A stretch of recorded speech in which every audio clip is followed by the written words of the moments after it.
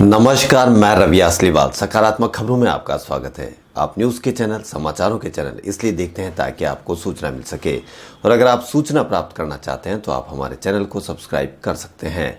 लेकिन यदि आपको ऐसे चैनल देखने हैं जिसमें सिर्फ किसी का अपमान होता हो, मन में गंदगी भरने का काम होता हो, और हाँ, आपको अगर लड़ाई झगड़े की बहस भी पसंद हो तो उस पर ध्यान दें, क्योंकि कल ही पुलिस ने ये खुलासा किया है कि टीआरपी बढ़ाने के लिए उन्होंने किस तरह से पैसे का दुरुपयोग किया। पैसे का दुरुपयोग तो किया ही, और यह भी दुरुपयोग उसके लिए किया जिसके लिए उनको विज्ञापन मिलते हैं। विज्ञापनों के लिए इतना बड़ा गंदा घोरक धंधा, यह सब आपकी देखने की वजह से हुआ। आप सोच रहे हो कि आप देख रहे हो, जबकि वो देख ही नहीं रहे थे, और लोगों को उनको टीआरपी देते उनको पहले नंबर का चैनल बना दिया, जिसकी वजह से उनको खूब विज्ञापन मिलने लगे, और यह भी जांच की जा रही है। तो इस तरह से आप लड़ाई झगड़े की बहस देखते हो तो किस तरह से उनको फ़ायदा होता है। तो वो जितनी ज़्यादा लड़ाई झगड़े की बहस दिखाते हैं, आप सोचते हो कि आपको फ़ायदा हो रहा है, जबकि आपको नहीं, वो इनडायरेक्टली पता नहीं कितने फ़ायदा उठा रहे हैं। तो इसलिए समाचारों के चैनल देखें ताकि आपके देश का भला हो सके और आपका भला हो सके। तो इसलिए बढ़ते हैं खबरों की ओर। बिहार के कद्दावर नेता और केंद्रीय मंत्री रामविलास पासवान का लंबी बीमारी के बाद बीती शाम निधन हो गया। 74 साल के रामविलास पासवान कई दिनों से अस्पताल में भर्ती थे। गुरुवार की शाम उनके बेटे और लोक जनशक्ति पार्टी के अध्यक्ष चिराग पासवान ने निधन की जानकारी दी। प्रधानमंत्री, राष्ट्रपति से लेकर कई दिग्गजों ने केंद्रीय मंत्री के निधन पर दुख व्यक्त किया। आज रामविलास पासवान के पार्थिव शरीर को पटना ले जाया जाएगा। वहीं मुंबई पुलिस ने गुरुवार शाम टीवी चैनलों की टीआरपी को लेकर एक बड़ा खुलासा किया। मुंबई पुलिस कमिश्नर परमबीर सिंह ने साफ साफ कहा कि रिपब्लिक टीवी पैसे देकर अपनी टीआरपी बढ़ाता था। उन्होंने कहा कि इसके बदले लोगों को पैसे दिए जाते थे। मुंबई पुलिस के मुताबिक रिपब्लिक टीवी टीआरपी के लिए जोड़ तोड़ में लगा हुआ था। मुंबई पुलिस के कमिश्नर का दावा है कि कुछ अनपढ़ों के घर भी, यानी अशिक्षित लोगों के घरों पर अंग्रेजी चैनल देखे जाते थे, जबकि कुछ बंद घरों में भी टीवी चलता रहता था। जिन घरों में टीआरपी मीटर लगे हुए, उन्हें एक ही चैनल देखने के लिए पेमेंट की जाती थी। पुलिस कमिश्नर ने कहा कि 2 चैनलों के मालिक हिरासत में लिए गए हैं।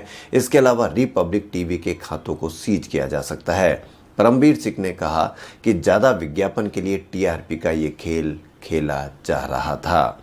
वहीं आर्मी पब्लिक स्कूल ने शिक्षकों के लिए बम्पर भर्ती निकाली है। इस भर्ती के तहत आर्मी वेलफेयर एजुकेशन सोसाइटी ने 8000 पदों पर शिक्षकों की वैकेंसी के लिए आवेदन मांगे।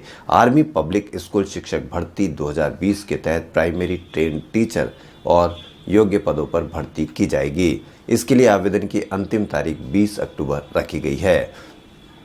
वहीं सनराइजर हैदराबाद के खिलाफ आईपीएल मुकाबले में किंग्स 11 पंजाब के लेग स्पिनर रवि बिश्नोई ने एक बड़ी उपलब्धि अपने नाम कर ली। रवि बिश्नोई ने इस मैच में जॉनी बेयरस्टो, डेविड वार्नर और अब्दुल समद को आउट किया। 20 साल के रवि बिश्नोई ने एक ही आईपीएल मैच में जॉनी बेयरस्टो, डेविड वार्नर को आउट करने वाले दूसरे गेंदबाज बने हैं। पिछले दिनों ही यूट्यूब पर मिर्जापुर 2 का ट्रेलर रिलीज किया गया था, जो अब भी टॉप पर ट्रेंड कर रहा है। लोग वेब सीरीज के दूसरे सीजन को देखने के लिए बेताब दिख रहे हैं। हर कोई सोशल मीडिया पर सवाल कर रहा है कि आखिर कब आएगा मिर्जापुर सीजन 2। तो जानकारी के लिए बता दें कि मिर्जापुर का दूसरा सीजन 23 अक्टूबर से अमेजॉन प्राइम पर आने वाला है। अमेरिकी राष्ट्रपति डोनाल्ड ट्रंप के कोरोना पॉजिटिव होने की खबर ने जितना दुनिया को नहीं चौंकाया, उससे ज़्यादा उनकी फास्ट रिकवरी से लोग हैरान हैं। महज चंद दिनों में ही उन्हें अस्पताल से छुट्टी मिल गई। अब वह चुनावी अभियान की कमान संभालने की बात कर रहे हैं। ऐसे में सवाल लाजमी है कि आखिर ट्रंप को कौन सी जादुई दवा दी गई। भारतीय मौसम विभाग जल्दी एक गतिशील प्रभाव आधारित चक्रवाती चेतावनी प्रणाली शुरू करेगा। इसके बाद आईएमडी तटीय इलाकों में चक्रवाती तूफानों की दशा में जिलावार चेतावनी जारी कर सकेगा, ताकि हर साल चक्रवातों के कारण होने वाले जान माल के नुकसान को कम किया जा सके। कोरोना के इलाज के लिए सरकार ने आयुर्वेदिक इलाज को मंजूरी दे दी। हालांकि सरकार ने कहा कि बिना लक्षण और मामूली लक्षण वाले मरीजों को आयुर्वेद और योग के जरिए कोरोना का इलाज किया जा सकता है। सरकार के इस फैसले पर इंडियन मेडिकल एसोसिएशन ने नाराजगी जताई। एसोसिएशन ने कहा कि इस बारे में कई सवाल किए, और बता दें कि देश में इंडियन मेडिकल एसोसिएशन डॉक्टर की सबसे बड़ी संस्था है। उन्होंने पूछा कि केंद्र सरकार ने किस आधार पर आयुष के जरिए इलाज कराने की मंजूरी दी है। आधुनिक खेती के नाम पर रासायनिक उर्वरकों का प्रयोग हमारे खाद्य उत्पादन को ही जलवायु के लिए खतरा बना रहा है। नेचर मैगजीन में छपे हार्वर्ड विश्वविद्यालय के ताजा शोध में बृहस्पतिवार को इसका खुलासा किया। इसके मुताबिक नाइट्रोजन फर्टिलाइजर जलवायु के लिए बड़ा खतरा रहे हैं। वहीं कर्मचारी राज्य बीमा निगम ने अपने सभी क्षेत्रीय और उप क्षेत्रीय कार्यालयों को कोरोना वायरस महामारी के बीच हर महीने बीमाकृत व्यक्तियों और उनके आश्रितों को स्थायी विकलांगता लाभ और निर्भरता लाभों का वितरित करने के निर्देश दिए हैं। केंद्र ने पूर्वोत्तर लद्दाख, अंडमान निकोबार द्वीप समूह और जम्मू कश्मीर की यात्रा के लिए अपने कर्मचारियों को मिलने वाली एलटीसी यात्रा अवकाश रियायत की सुविधा 2 साल के लिए बढ़ा दी है। बीते 4 साल में सल्फर डाइऑक्साइड उत्सर्जन में आई ये सबसे बड़ी कमी है। एक रिपोर्ट में कहा गया कि भारत के सल्फर डाइऑक्साइड के मुकाबले 2018 के मुकाबले 2019 में करीब 6% की उल्लेखनीय कमी की गई है या आई है। वहीं मणिपुर में शुक्रवार सुबह यानी आज सुबह 3 बजे भूकंप के झटके महसूस किए गए। सिस्मोलॉजी के मुताबिक रिक्टर स्केल पर भूकंप की तीव्रता 3.4 मापी गई। वहीं फिलहाल भूकंप से किसी भी जनहानि की खबर नहीं है। वहीं आज के दिन मलाला यूसुफजई का जन्म 1999 में हुआ और 2009 में जब इन्होंने गुल मकई के नाम से BBC उर्दू के लिए डायरी लिखनी शुरू की तो वह सुर्खियों में आई। यह डायरी बाहरी दुनिया के लिए आई थी, जिसमें वह स्वात घाटी में तालिबान में साय में जिंदगी बयान करती थी। मलाला से चरमपंथी नाराज थे। इसी वजह से 2012 में 9 अक्टूबर यानी आज के दिन तालिबान ने मलाला को सिर पर गोली मार दी थी।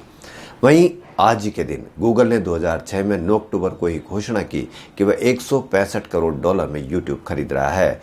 आज इस user generated content video platform पर 200 अरब से ज़्यादा लोग इन यूजर्स को हर महीने आते हैं और हर रोज लोग 1 अरब घंटे से ज़्यादा वीडियो देखते हैं, अरबों व्यूज जनरेट करते हैं। वहीं 80 भाषाओं में यह अवेलेबल है। देश को कोरोना वैक्सीन अगले कुछ महीनों में मिल जाने की उम्मीद है। वहीं सरकार ने देश भर में इसे जल्द पहुंचाने की तैयारी शुरू कर दी है। इसे स्टोर करने के लिए अलग अलग जगहों पर कोल्ड स्टोरेज सुविधाएं की तलाश की जा रही है।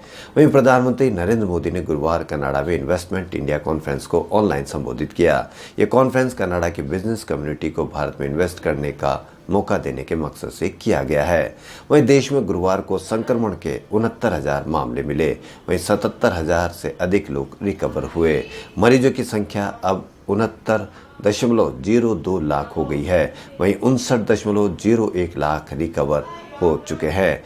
24 घंटे में 980 लोगों की जान गई। इस प्रकार 1,06,000 के ऊपर करीब इससे मरीजों की जान जा चुकी है।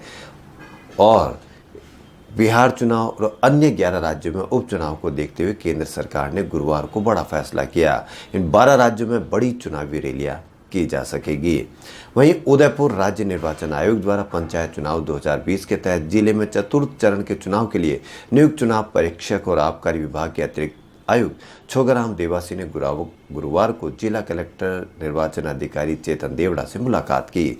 वहीं उदयपुर में ही जनजातीय क्षेत्रीय विकास विभाग की ओर से जयपुर और उदयपुर जिले मुख्यालयों पर 13 करोड़ रुपए की लागत से ट्राइबल यूथ हॉस्टल और कैरियर सेंटर बनाए जाएंगे।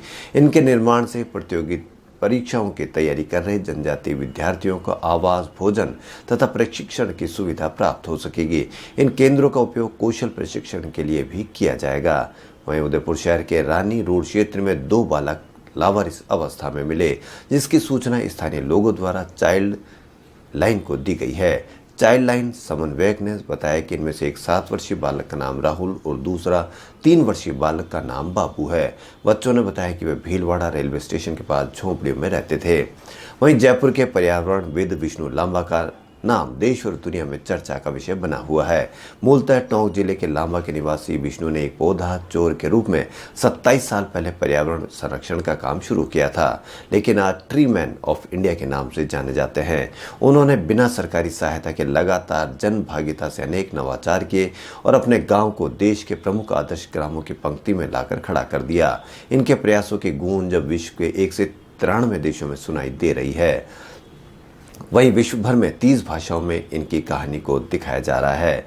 उदयपुर राज्य सरकार और जिला प्रशासन के निर्देशानुसार कोरोना महामारी से बचाव और रोकथाम के लिए पंचायत समिति बड़गांव के समस्त ग्राम पंचायतों में कोरोना का विरुद्ध जन आंदोलन जारी है। विकास अधिकारी जितेंद्र सिंह साधु ने बताया कि पंचायत समिति कार्यालय के साथ ही सभी ग्राम पंचायतों के समस्त राजकीय कार्यालयों के बाहर नो मास्क नो एंट्री के बोर्ड और चित्रों के माध्यम से आमजन को प्रेरित किया जा रहा है। वहीं लाडनू के जैन विश्व भारती संस्थान के अहिंसा और शांति विभाग की शोधार्थी राखी प्रजापत की 2 पुस्तक समकालीन मुद्दे एवं मानवाधिकार और human rights issues challenges and presents states का विमोचन यहाँ के कुलपति प्रोफेसर बच्छराज दुग्गड़ ने किया। लेखिका राखी प्रजापत अहिंसा और शांति विभाग में रिसर्च स्कॉलर है। उन्होंने अपने शोध अध्ययन के तहत इन पुस्तकों की रचना की। कुलपति प्रोफेसर दुग्गड़ ने इस अवसर पर शुभकामनाएं देते हुए कहा कि राखी प्रजापत द्वारा संपादित पुस्तकों में मानवाधिकारों का विशिष्ट विश्लेषण है। खबरों में फिलहाल इतना ही। यदि आपको हमारा चैनल पसंद आए तो लाइक, सब्सक्राइब और शेयर अवश्य करें। धन्यवाद।